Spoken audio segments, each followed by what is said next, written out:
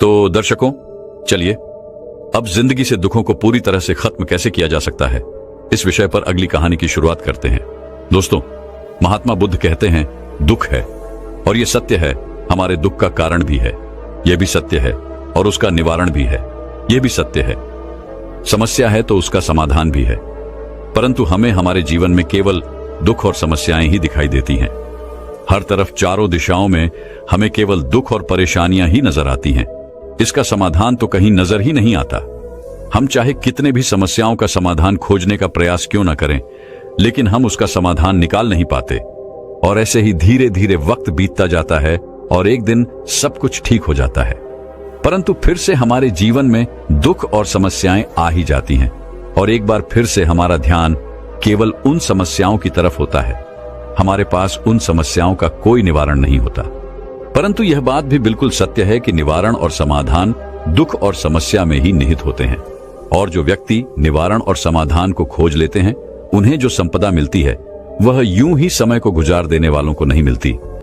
मैंने अब तक आपसे जो कुछ भी कहा है, हो सकता है कि आपको ये सारी बातें समझ में ना आई हो, लेकिन महात्मा बुद्ध ने आखिर ऐसा क्यों कहा कि सभी समस्याओं का समाधान उसी समस्या में होता है। चलिए इसे एक कहानी के माध्यम से समझते हैं। बहुत समय पहले की बात है। एक राज्य का राजा बहुत चिंतित था, क्योंकि उसकी पत्नी का जन्मदिन नजदीक आ रहा था। यूं तो कहने को वह राजा था, लेकिन फिर भी उनके वैवाहिक जीवन में हजारों प्रकार की समस्याएं थीं।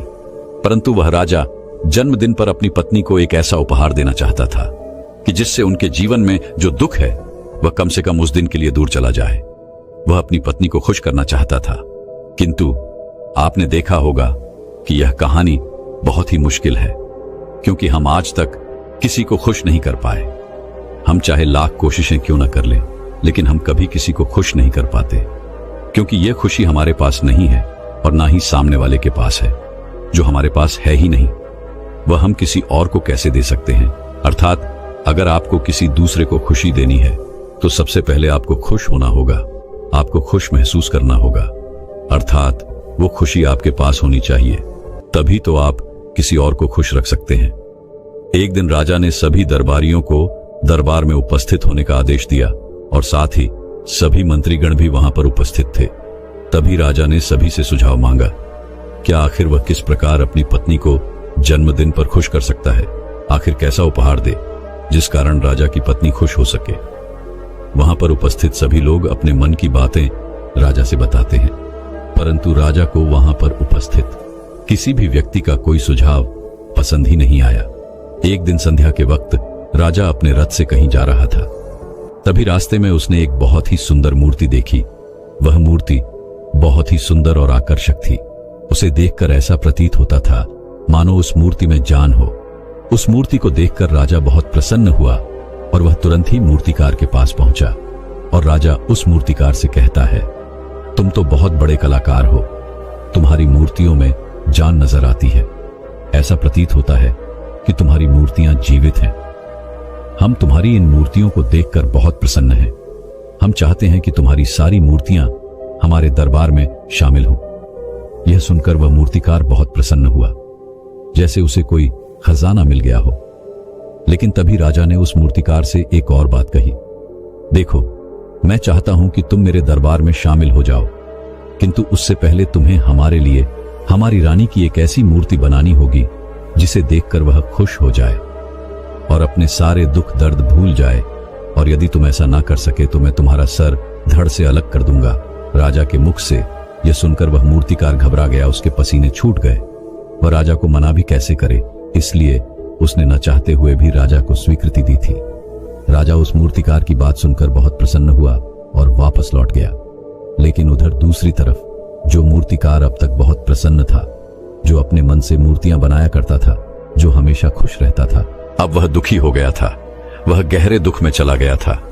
वह डर के कारण रानी की मूर्तियां बनाना शुरू करता है, परंतु जो भी मूर्ति वह बनाता था, उस मूर्ति को देखकर ऐसा प्रतीत होता था मानो वह मूर्ति बहुत दुखी है, उसे किसी प्रकार का कोई दुख है। एक के बाद एक उसने कई सारी मूर्तियां बना डाली, परंतु कोई भी मूर्ति ऐसी नहीं थी जिसे देखकर कोई भी खुश हो सके, जिसे देखकर यह प्रतीत हो कि मानो उस मूर्ति में जान है और वह मूर्ति देखकर कोई भी अपना दुख भूल जाए। और ये इस कारण हो रहा था क्योंकि वो मूर्तिकार भीतर से बहुत दुखी था, जो उसकी मूर्तियों के रूप में स्पष्ट नजर आ रहा था। राजा ने उस मूर्तिकार को 1 सप्ताह का समय दिया था, किंतु 4 दिन तो उसने यूं ही बर्बाद कर दिए। अब उसके पास केवल 3 दिन का ही समय बचा था, जिसके बारे में सोच सोचकर उस मूर्तिकार का गला सूखा जा रहा था। डर के कारण अब उसके हाथ पैर भी काम करना बंद कर चुके थे। उसके हाथ से हथौड़ी और छीनी तक नहीं चल रही थी और उसे अपना भविष्य नजर आ रहा था। उसे नजर आ रहा था कि वह राजा उसे मृत्युदंड दे रहा है। उसके बाद उसके परिवार का क्या होगा, उसके परिवार को कौन संभालेगा, यह सोच सोचकर उस मूर्तिकार का मन बैठा जा रहा था। तभी उसने एक योजना बनाई। वह अपने परिवार को साथ लेकर रात ही में गांव छोड़कर चला जाएगा। यह सोचकर वह तुरंत घर लौटा। उसने सारा सामान बांधा, अपनी पत्नी और अपने बच्चों को भी तैयार किया। ऐसे ही घर से निकलने वाला था कि तभी उसने देखा कि राजा के सिपाही वहां पर तैनात थे। यह देखकर वह मूर्तिकार और भी घबरा गया। वह समझ नहीं पा रहा था कि क्या करें। यदि वो यहां से भागने की कोशिश करता है और पकड़ा जाता है तो राजा उसके साथ साथ उसके परिवार को भी मृत्युदंड दे देंगे। वह कुछ समझ नहीं पा रहा था। तभी वह जमीन पर बैठ गया और रोने लगा और अपनी पत्नी से कहता है, अब से तुम्हें ही बच्चों का ख्याल रखना होगा। मेरा और तुम्हारा साथ यहीं तक था, क्योंकि राजा ने जिस प्रकार की मूर्ति का मुझे आदेश दिया है, मैं उस प्रकार की मूर्ति नहीं बना पा रहा, जिस कारण राजा मुझे मृत्युदंड दे देंगे। वह मेरा सर धड़ से अलग कर देंगे और उसके बाद तो तुम्हें मेरे बच्चों का ख्याल रखना होगा। इतना कहकर वह जोर जोर से फूट फूट कर रोने लगा। देखते ही देखते रात बीत गई और अगले दिन सुबह सुबह उस मूर्तिकार के दरवाजे पर एक गुरु दीक्षा मांगने आए। मूर्तिकार ने उन्हें भिक्षा लाकर दी। फिर तो मूर्तिकार बहुत परेशान लग रहा था, जिसे देखकर वह गुरु व उस मूर्तिकार से कहते हैं, बेटा, हमारे जीवन में दुख और सुख तो आते ही रहते हैं। हमारे जीवन में दुख और समस्याएं तो होती ही हैं, किंतु इन सभी दुख और समस्याओं का समाधान और निवारण भी होता है, परंतु हम केवल दुख और समस्याएं ही देखते हैं।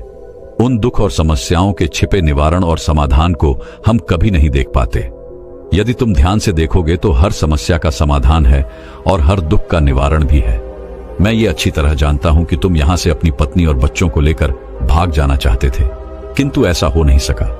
उस मूर्तिकार ने जब उन गुरु के मुख से यह बात सुनी तो वह उनके चरणों में जा गिरा और हाथ जोड़कर उन गुरु से कहता है, हे गुरुवर, आप ही बताइए मैं क्या करूं।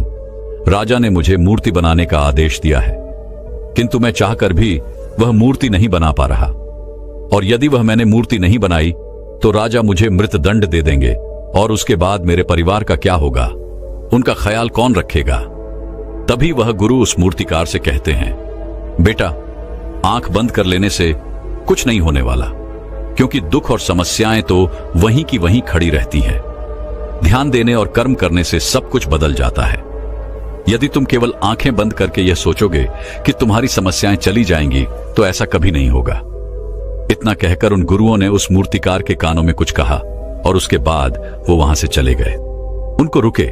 वहां से चले जाने के बाद वह मूर्तिकार महल गया, जिसे देखकर राजा उस मूर्तिकार से कहता है, लगता है तुमने समय से पहले ही एक अद्भुत मूर्ति तैयार कर ली है। बताओ वह मूर्ति कहां है, मैं भी उसे देखना चाहता हूं। इस पर वह मूर्तिकार जवाब देते हुए कहता है, महाराज, अभी तक मैंने मूर्ति तैयार नहीं की है, परंतु आपके दिए हुए समय पर मैं अवश्य ही वह अद्भुत मूर्ति तैयार कर लूंगा। लेकिन उससे पहले मेरा एक बार महारानी से मिलना बहुत आवश्यक है, अन्यथा वह अद्भुत मूर्ति तैयार नहीं हो पाएगी और फिर आप चाहें तो मुझे मृत्यु दंड दे सकते हैं। राजा ने उस मूर्तिकार की सारी बातें ध्यानपूर्वक सुनी और उसके बाद राजा ने मूर्तिकार को महारानी से मिलवाया। मूर्तिकार महारानी से मिलने के बाद महारानी से प्रश्न करते हुए कहता है, महारानी जी, किसी भी औरत के जीवन का सबसे बड़ा दुख क्या हो सकता है। इस पर महारानी जवाब देते हुए उस मूर्तिकार से कहती हैं, किसी औरत का मानव बन पाना उसका सबसे बड़ा दुख है। तभी वह मूर्तिकार महारानी से एक और प्रश्न करते हुए कहता है, महारानी जी, किसी औरत के जीवन का सबसे बड़ा सुख क्या है। महारानी उस मूर्तिकार के इस प्रश्न का जवाब देते हुए कहती हैं, किसी भी औरत के जीवन का सबसे बड़ा सुख उसके पति और उसके बच्चों का उसके पास होना है। महारानी के मुख से अपने प्रश्नों का जवाब जानकर मूर्तिकार बहुत प्रसन्न हुआ और उनसे आज्ञा लेकर वह वापस अपने घर लौट आया और अब से रात दिन उस मूर्ति पर काम करने लगा। देखते ही देखते पूरे 3 दिन पूरे हो गए। आखिरकार रानी के जन्म दिवस वाले दिन वह मूर्तिकार उस मूर्ति को लेकर राजमहल पहुंचता है। लेकिन अब राजा के मन में यह बेचैनी थी कि पता नहीं उस मूर्तिकार ने आखिर कैसी मूर्ति बनाई होगी, पता नहीं वह मूर्ति महारानी को पसंद आएगी भी या नहीं। इस प्रकार के कई प्रश्न राजा के मन में चल रहे थे। राजा के मन की बेचैनी लगातार बढ़ती ही, लेकिन उधर दूसरी तरफ राजा को उस मूर्तिकार पर पूर्ण विश्वास भी था, क्योंकि राजा ने पहले ही उस मूर्तिकार के हाथों की कला देखी हुई थी। इसलिए एक तरफ उनके मन में यह भी विचार चल रहे थे कि उस मूर्तिकार ने जरूर ही अद्भुत मूर्ति बनाई होगी। वह मूर्ति सफेद कपड़ों से ढकी हुई थी। तभी राजा ने उस मूर्ति की ओर इशारा करते हुए रानी से कहा, यह आपका जन्मदिवस का तोहफा है, इसे कबूल करें। उसके बाद रानी ने अपने हाथों से उस मूर्ति से वह कपड़ा हटाया और इस मूर्ति को देखते ही रानी की आंखों से आंसू बहने लगे और यह देखकर राजा को ऐसा प्रतीत हुआ कि मानो महारानी को यह मूर्ति पसंद नहीं है। इसलिए राजा ने तुरंत ही क्रोधित होकर अपने सिपाहियों को आदेश दिया और उस मूर्तिकार को बंदी बनवा लिया। लेकिन तभी महारानी राजा से कहती हैं, रुकिए, इस मूर्तिकार ने तो मेरा दुख और सुख एक ही मूर्ति में निकाल दिया है। इस मूर्ति में मेरे पति मेरे साथ है और मेरे हाथ में मेरा बच्चा है। इससे सुंदर मूर्ति मैंने आज तक नहीं देखी। यह बहुत ही लाजवाब है, अद्भुत है। इससे सुंदर तोहफा मेरे लिए और कोई नहीं हो सकता। काश ऐसा मेरे जीवन में वास्तव में हो जाए कि मेरे पति भी मेरे साथ हो और मेरे हाथों में मेरा बच्चा हो। महारानी की ये सारी बातें सुनकर और इस मूर्ति को देखकर राजा को अपनी गलती का एहसास हुआ। राजा अपनी प्रजा और अपने साम्राज्य के देखरेख में इतना व्यस्त रहता था कि वह कभी अपनी पत्नी को समय नहीं दे पाता था, जिस कारण राजा की आंखों से आंसू बहने लगे और दरबार में उपस्थित सभी लोग वह मूर्ति देखकर हैरान थे। आज तक किसी ने भी ऐसी सुंदरता और जीवित मूर्ति नहीं देखी थी जिसमें सुख और दुख एक साथ नजर आ रहे हों। उसके बाद उस राजा ने उस मूर्तिकार को रिहा करवाया और उसे ढेरों इनाम दिए और अपने राज दरबार में जगह भी थी। किंतु उस मूर्तिकार ने इनाम स्वीकार कर लिया, परंतु राज दरबार में उसने जगह नहीं ली और हाथ जोड़कर राजा से कहता है, हे महाराज, मेरी आपसे एक विनती है। आपने मुझे चेतावनी दी थी, यदि मैं ये मूर्ति नहीं बना सका तो आप मुझे मृत्युदंड दे देंगे। किंतु मैं आपसे बस इतना ही कहना चाहता हूं कि हम में से चाहे कोई भी प्राणी क्यों ना हो, सभी के प्राण उतने ही कीमती हैं जितना कि आपका या महारानी के है। इसलिए किसी को भी बिना दोष के दंड नहीं देना चाहिए। मेरी पत्नी ने मुझसे कहा था कि राजा की दोस्ती और दुश्मनी दोनों ही अच्छी नहीं है, इसलिए मुझे आपके राज्य दरबार में कोई स्थान नहीं चाहिए। मैं अपनी छोटी सी दुनिया में बहुत खुश हूं। मैं अपने छोटे से परिवार के साथ बहुत खुश हूं। मैं आज तक जो करता आया हूं मुझे वह पसंद है और मैं अपने पूरे जीवन काल वही करना चाहता हूं। मैं जैसा हूं, जिस हाल में हूं, मुझे बहुत प्रसन्नता है कि मैं आज इतना खुशहाल इंसान हूं। अब मुझे आज्ञा दीजिए। इतना कहकर वह मूर्तिकार वहां से चला गया। दोस्तों, इसी प्रकार हमारे जीवन में भी बहुत बड़े बड़े संकट और दुख आते जाते हैं, किंतु वास्तव में तो ये दुख और संकट हमें कुछ सिखाने के लिए आते हैं। किंतु हम तो केवल उन दुख और समस्याओं को ही देखते रह जाते हैं। हम उनका निवारण खोजने का तनिक भी प्रयास नहीं करते और जब हम दुख के समय क्रोध करते हैं तो हम वास्तविकता में अपना ही नुकसान कर लेते हैं।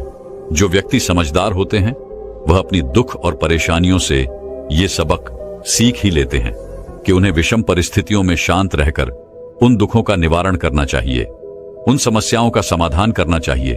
किंतु हम में से अधिकांश लोग यह नहीं सीख पाते और वह लोग दुख और परेशानियों के समय पर क्रोधित हो ही जाते हैं। वह इस बात को अच्छी तरह जानते हैं क्या हमें दुख और समस्या के समय पर शांत रहना चाहिए और उसका समाधान खोजने का प्रयास करना चाहिए, किंतु हम बार बार वही गलती दोहराते रहते हैं। जब भी हमारे सामने कोई विषम परिस्थिति उत्पन्न होती है तो हम बार बार क्रोधित हो जाते हैं और क्रोध में आकर हम अपना ही नुकसान कर लेते हैं, क्योंकि क्रोध में हम कभी भी कोई चीज सीख नहीं सकते। क्रोध में हमारा मस्तिष्क काम करना बंद कर देता है और उसे केवल वह परिस्थिति नजर आती है, वह समय नजर आता है जो उसके खिलाफ है और जो जीवन के दुखों से, इन समस्याओं से कुछ सीख नहीं पाता।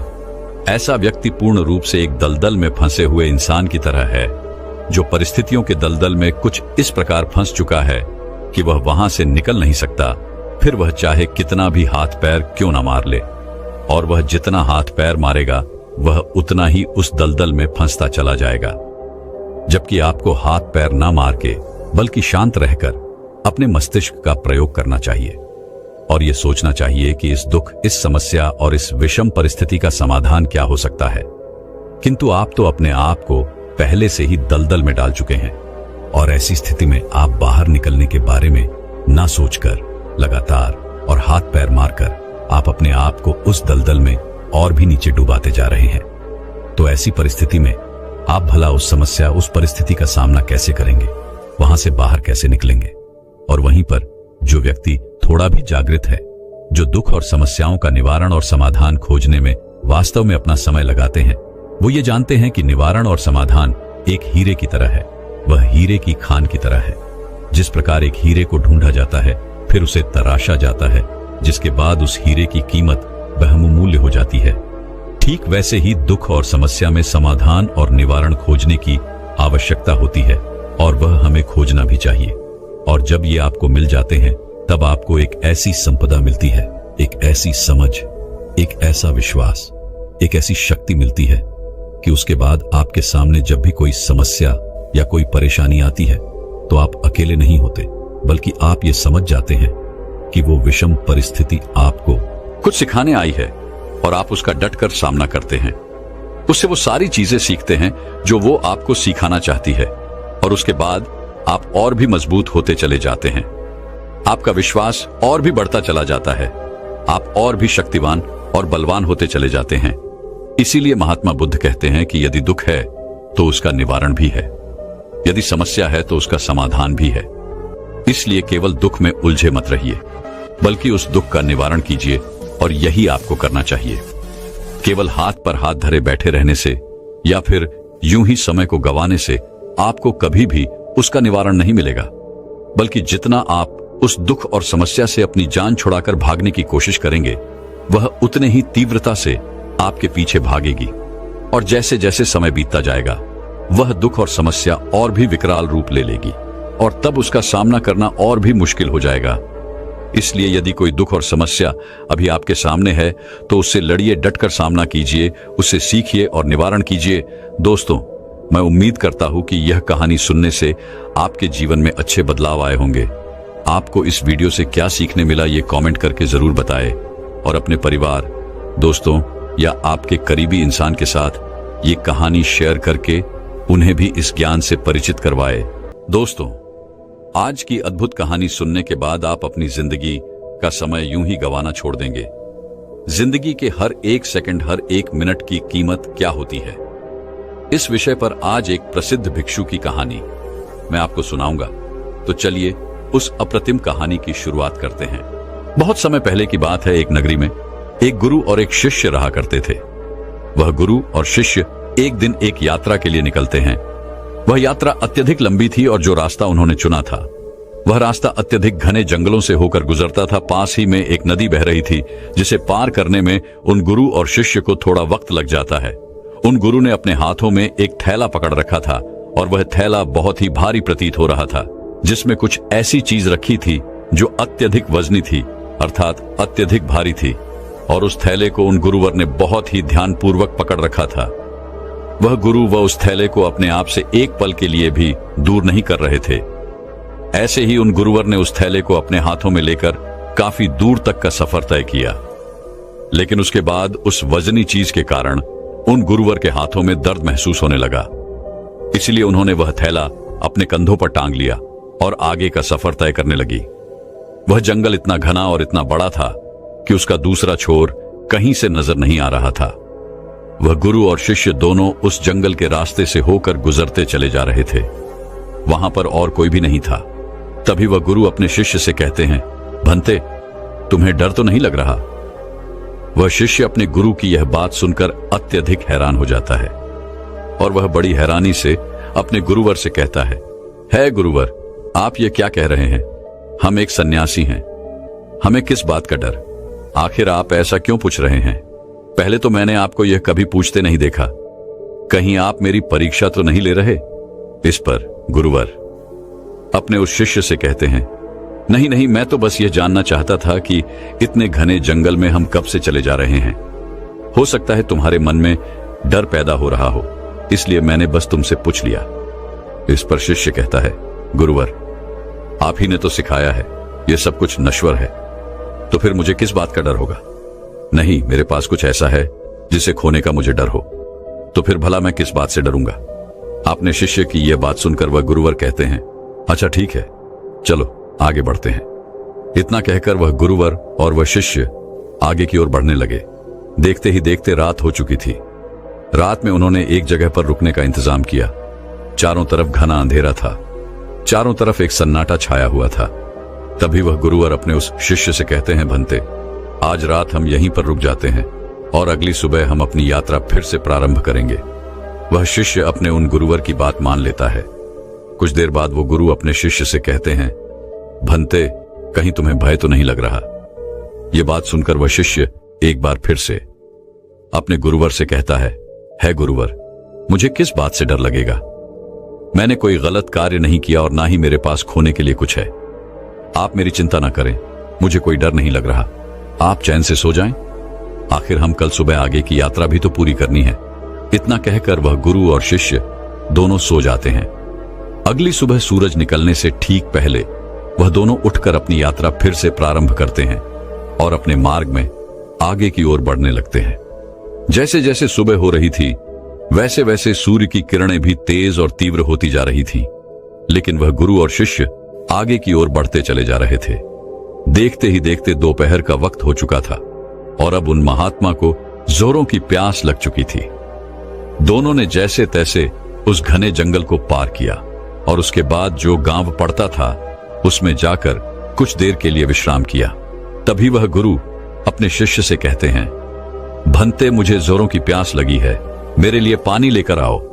इस पर शिष्य दौड़ा दौड़ा गांव के कुएं के पास जाता है। वहां से पानी निकालकर वह अपने गुरुवर को देता है। पानी पीते वक्त वह गुरुवर अपने उस थैले को अपने उस शिष्य को थमा देते हैं। वह थैला अत्यधिक भारी था। शिष्य ने जब उसे अपने हाथों में लिया तो वह यह समझ चुका था कि यह गुरुवर पहले से ही अपने थैले में कुछ ऐसा लिए घूम रहे हैं जिनके कारण इनके मन में कुछ डर उत्पन्न हो रहा है। वह यह सोचने लगा कि उसके गुरुवर उससे कुछ न कुछ छुपा रहे हैं। जरूर कोई बात है। जब उसने उन गुरुवर के थैले में हाथ डाला तो उस थैले में उसे एक सोने की ईंट मिली। उसने सोने की ईंट को निकालकर बाहर फेंक दिया और उसमें पत्थर की एक ईंट भर दी। उन गुरुवर ने पानी पीने के बाद तुरंत ही उस थैले को फिर से अपने हाथों में ले लिया और अपने शिष्य से कहते हैं, जाओ तुम भी पानी पी लो, अब हमें आगे का सफर तय करना है। शिष्य भी पानी पीकर आता है और उसके बाद वे दोनों सफर में आगे की ओर बढ़ चलते हैं। तभी उन्हें एक व्यक्ति मिलता है और वह उन गुरु से कहता है गुरुवर इस गांव में रहना ठीक नहीं है। इस गांव में अत्यधिक चोर रहते हैं और यहाँ पर बहुत चोरियां होती हैं। यहाँ पर अक्सर लोगों का सामान चोरी हो जाता है। ये सुनकर वह गुरुवर अत्यधिक घबरा जाते हैं और अपने शिष्य से कहते हैं, भंते हैं हमें यहाँ से जल्दी जल्दी निकलना चाहिए, हमें अपने मार्ग में तेजी से आगे बढ़ना चाहिए। इस पर शिष्य अपने गुरुवर से कहता है गुरुवर आप निश्चिंत तो हो जाइए, अब हमें किसी भी प्रकार का कोई खतरा नहीं है और ना ही अब आपको डरने की कोई आवश्यकता है। अपने शिष्य के मुख से यह बात सुनकर वह गुरुवर अपने शिष्य से कहते हैं, भंते तुम इतने विश्वास के साथ ये कैसे कह सकते हो कि अब हमें डरने की कोई आवश्यकता नहीं। इस पर शिष्य अपने गुरु से कहता है गुरुवर जिस सोने की ईंट के कारण आप घबरा रहे थे, जिसे आपने शुरू से लेकर अब तक धोया था, जिसका वजन आप लेकर इधर उधर घूम रहे थे, उसे मैंने कब का फेंक दिया है, इसलिए वह खतरा अब टल चुका है। अब वह खतरा हमारा पीछा नहीं कर सकता, इसलिए आप निश्चिंत हो जाइए और अब आपको डरने की भी कोई आवश्यकता नहीं। अपने शिष्य की यह बात सुनकर वह गुरु अपने थैले में हाथ डालकर देखते हैं तो उन्हें एक साधारण सा पत्थर मिलता है। तब वह अपने शिष्य से कहते हैं, भंते इसमें जो सोने की ईंट थी वह कहां गई। इस पर वह शिष्य कहता है गुरुवर जो आपकी परेशानी का कारण बना हुआ था, जो आपकी डर का कारण बना हुआ था, मैंने उसे निकालकर फेंक दिया है और उसकी जगह पर यह पत्थर की ईंट मैंने आपके थैले में रख दी थी ताकि आपको इसके बारे में जानकारी ना हो सके। इस पर वह गुरु कहते हैं, अर्थात इतनी देर से मैं केवल एक पत्थर का बोझ धो रहा था, एक पत्थर को लिए घूम रहा था और अकारण ही परेशान हो रहा था, डर रहा था, घबरा रहा था। इस पर शिष्य कहता है गुरुवर, आप तो व्यर्थ ही चिंतित हो रहे थे। वह सोने की ईंट भी हमारे किस काम की? वह तो हमारे लिए नश्वर है, व्यर्थ है। हमारे लिए तो सब एक समान है। इस पर वह गुरु अपने उस शिष्य से कहते हैं, भंते तुम सही कहते हो, मैं तुम्हारी बात समझ चुका हूं। तुमने एक शिष्य होकर मुझे इतनी अच्छी सीख दी है। मैं तुम्हारी समझदारी से अति प्रसन्न हूं। मुझे खुशी है कि तुम मेरे शिष्य हो। इस पर वह शिष्य कहता है गुरुवर, आप ही ने सिखाया था, भय जैसी कोई चीज नहीं होती। यह तो हमारी मान्यता है जिसे हम कई वर्षों से यूं ही मानते चले आ रहे हैं, लेकिन यदि हम ध्यान से वास्तविकता को देखेंगे तो सत्य का झात होगा कि ऐसा कुछ नहीं होता। यदि व्यक्ति के भीतर भय बसा हुआ है तो कोई भी चीज उसे डरा सकती है, और यदि व्यक्ति भीतर से कमजोर नहीं है, ताकतवर है, तो उसे कोई नहीं हरा सकता। जरूरत है तो खुद को यह बताने की कि हम जो कुछ भी सोच रहे हैं, हमारे भीतर जो कुछ भी चल रहा है, ये सब एक कल्पना है और कुछ नहीं, जिसे हम बेवजह ही कई वर्षों से ढो रहे हैं, इसका वजन संभाल रहे हैं।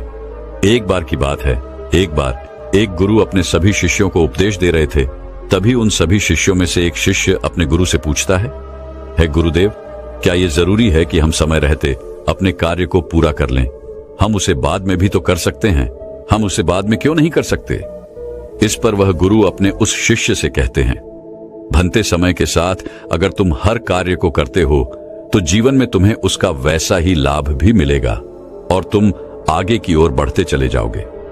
आगे वह गुरुवर अपने उस शिष्य से कहते हैं, समय एक ऐसी चीज है जो कभी किसी के लिए नहीं रुकता, इसलिए समय के साथ अपने कार्य को पूरा कर लेना चाहिए। यदि तुम अपने कार्य को कल पर टालते हो तो क्या तुम जानते हो कल क्या होगा?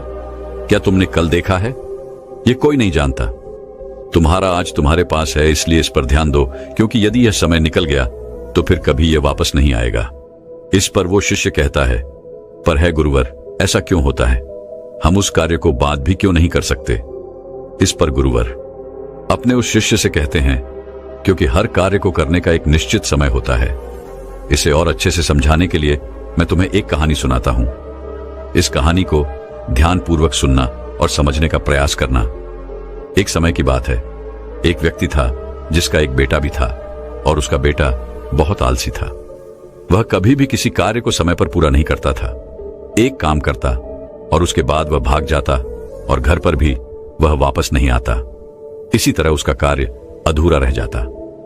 जब वह अगले दिन उस कार्य को पूरा करने जाता तो उसका काम और भी ज्यादा बढ़ जाता। वह किसी भी कार्य को मेहनत और लगन के साथ पूरा नहीं कर पाता था, और यह बात उसके पिता को बहुत अच्छे से पता थी कि उसका बेटा किसी भी कार्य को पूर्ण रूप से नहीं करता, ना ही किसी काम को सही ढंग से करता है। इस कारण वह व्यक्ति अत्यधिक चिंतित रहता। उसे यह समझ नहीं आ रहा था कि अपने बेटे को कैसे समझाए कि हर कार्य को उचित समय पर पूरा कर लेना चाहिए। देखते ही देखते समय बीत गया और वह व्यक्ति बूढ़ा हो चुका था। उसकी आय हो चुकी थी और अब उसे यह चिंता सताने लगी थी कि उसके बेटे को कौन संभालेगा, उसे कौन समझाए कि कैसे कोई कार्य सही समय पर और सही ढंग से करना चाहिए। एक दिन उसने यह तय किया कि वह अपने बेटे से इस विषय पर बात करेगा। उसी दिन शाम को खाने के वक्त वह व्यक्ति अपने बेटे को अपने पास बुलाता है और उसे समझाते हुए कहता है, बेटा, तुम जानते हो हम सब किसान हैं और किसानी करके ही हमारा पेट भरता है और हमारा जीवन भी इसी से चल रहा है।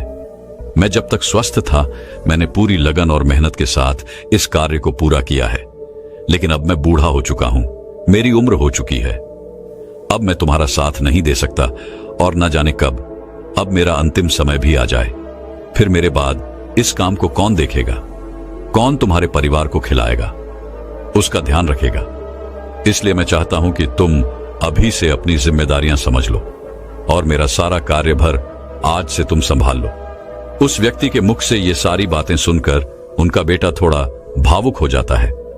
तभी आगे उसका पिता उससे कहता है, तुम्हें अब से अपनी हर जिम्मेदारी को समझना होगा, अपने कर्तव्यों का पालन करना होगा, हर काम को स्वयं से करना होगा, और यदि तुम अपने सभी कार्यों को समय पर पूरा कर लोगे तो निश्चित तौर पर तुम्हें सही और अच्छे फल भी मिलेंगे। इस पर वह लड़का थोड़ा सा क्रोधित होकर अपने पिता से कहता है, पिताजी, आप क्या कहना चाहते हैं? आपको क्या लगता है मैं अपना कोई कार्य पूरा नहीं करता? मैं खेत में जाता हूं, वहां रहता हूं, वहां की देखभाल करता हूं, घर के कामों के लिए भी जगह जगह जाता हूं, तो क्या ये सब कार्य नहीं है? क्या इन सबको कार्य नहीं कहते? और क्या इन्हें मैंने बिना मन के ही पूरा किया है? इस पर उसके पिता कहते हैं, बेटा, मैं जानता हूं कि तुम रोज खेत जाते हो, लेकिन मुझे यह भी पता है कि तुम वहां जाकर एक पेड़ की छाया में सो जाते हो और अपना समय बर्बाद कर देते हो। मैंने खुद कई बार तुम्हें खेतों में सोते हुए देखा है और तुम कहते हो कि तुम घर के कामों के लिए बाजार जाते हो। मैंने तुम्हें कई बार बाजार के बहाने अपने मित्रों से मिलते हुए देखा है, उनसे घंटों बातें करते हुए देखा है, लेकिन तुम एक पल के लिए यह नहीं सोचते कि घर पर बूढ़े माँ बाप हैं, उनका भी तो ख्याल रखना आवश्यक है। अपने पिता के मुख से ये सारी बातें सुनकर वह लड़का शांत हो जाता है, क्योंकि उसके पास अब कहने के लिए कुछ नहीं बचा था। वह चुपचाप अपने पिता की बात सुनता है। उसके पिता आगे कहते हैं, अपना हर कार्य पूरे मन, लगन और ईमानदारी के साथ करना चाहिए, क्योंकि ऐसा न करके तुम किसी और को नहीं बल्कि खुद को ही धोखा दे रहे हो, जो तुम्हारे लिए आगे बढ़कर बड़ी समस्या बन जाएगी। और तब ना तो तुम्हें कोई समझाने वाला होगा और ना ही तुम्हारा कोई साथ देने वाला होगा। कल को यदि हम ना रहे तो तुम क्या करोगे? इसलिए समय रहते अपने कार्यों को संभाल लो और ईमानदारी और मेहनत के साथ अपना कार्य पूरा करो। मेरा काम तुम्हें केवल मार्ग दिखाना है और मैं तुम्हें केवल मार्ग ही दिखा सकता हूं।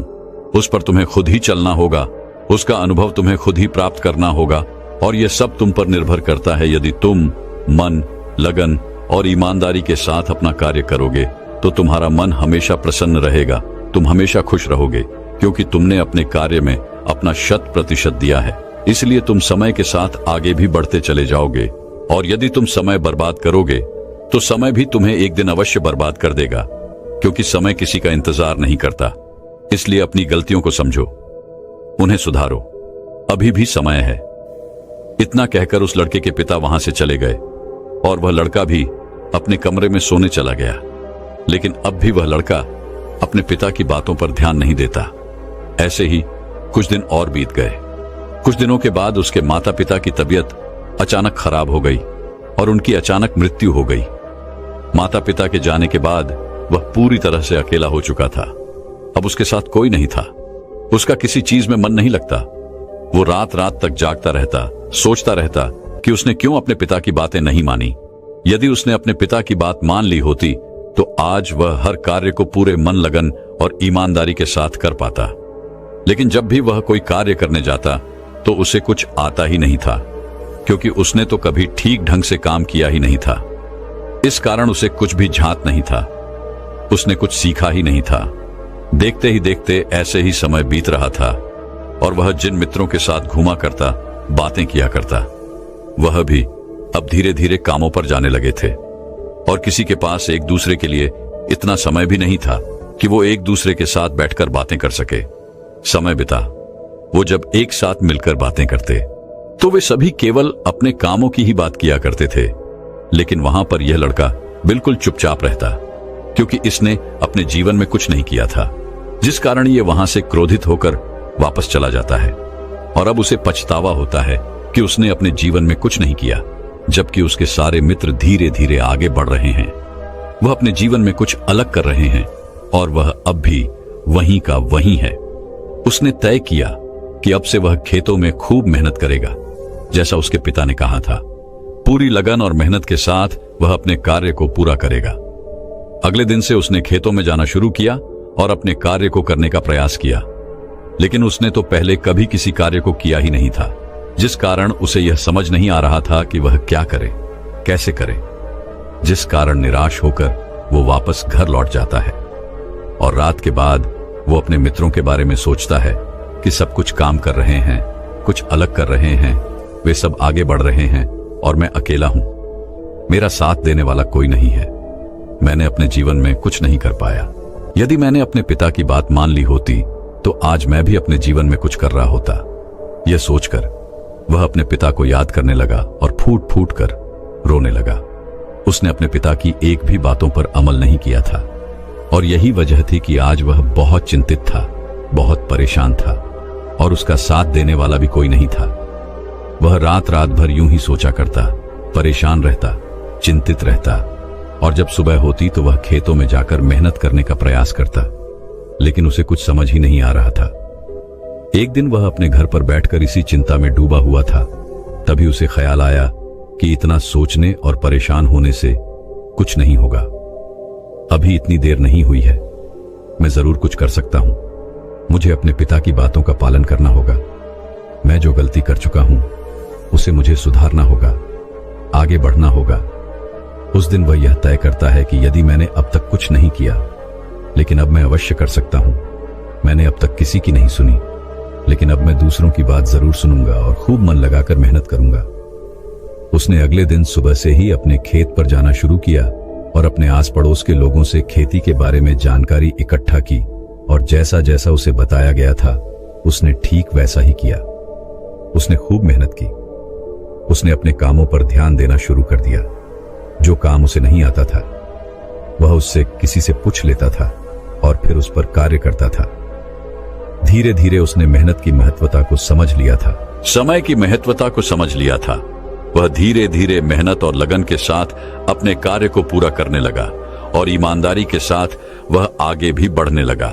इतना कहकर उन गुरुवर ने इस कहानी को यहीं पर समाप्त कर दिया और आगे अपने उस शिष्य से कहते हैं, भंते, यदि उस लड़के ने सही समय रहते ही अपने पिता की बात माननी होती तो वह पहले ही अपने जीवन में आगे बढ़ चुका होता। उसके लिए तरह तरह के दरवाजे खुल चुके होते, लेकिन जब वह पूरी तरह से टूट गया, हार गया, अपने पिता की बात याद आने पर जब उसे पछतावा हुआ, तब उसे यह एहसास हुआ कि उसने गलती की है और उसे सुधारना चाहिए।